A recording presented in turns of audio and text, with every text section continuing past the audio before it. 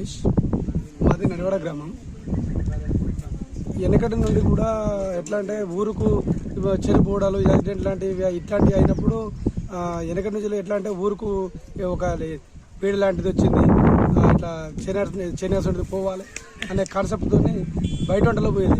అదే కార్యక్రమం టైప్లో అనుకొని అందరం కలిసి కూడా ఊరంతా ఒక తాడు మీకు వచ్చి అయ్యగారు ఇట్లా కీడొచ్చిందని చెప్పడంతో అందరం కలిసి ఊరు బయటికి వంటడానికి వచ్చినాం. ఇప్పటి నుండి అయినా ఊరు సుఖ సంతోషాలతో ఉంటుందని నమ్మకం ఒకటి గట్టిగా.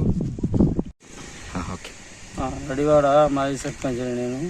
మా ఊళ్ళో తరచుగా మనుషులు చనిపోతూ ఉంటే ఊరు కీడొచ్చిందని అయ్యగారిని అడగా చెప్తే బయటి వంటకు ఊరంతా కలిసి బయటి వంటలకు వెళ్ళాము. అందరూ పోవాలని బయట వంటలకు వెళ్ళాము. ఇలా పోవడం వల్ల ఊరుకు అందరికీ మంచి జరుగుతుందని బయట వంటలకు వెళ్ళాము.